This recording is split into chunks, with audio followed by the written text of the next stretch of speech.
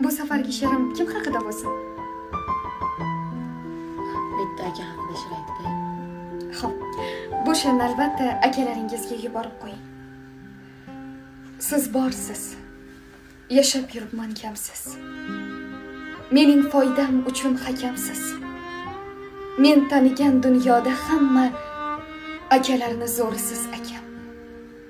Oilamiz g'amini yeb yashar. Baxtimizga jonini to'shar. Yurishlari dadamga o'xshar. Akalarni zo'risiz akam.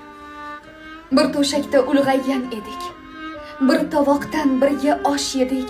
Eng zo'ri biz bo'lamiz dedik. Akalarni zo'risiz akam. Menga toshin otmagan odam, yiqilsam jin yotmagan odam, meni sira sotmagan odam. Akalarni zo'risiz akam.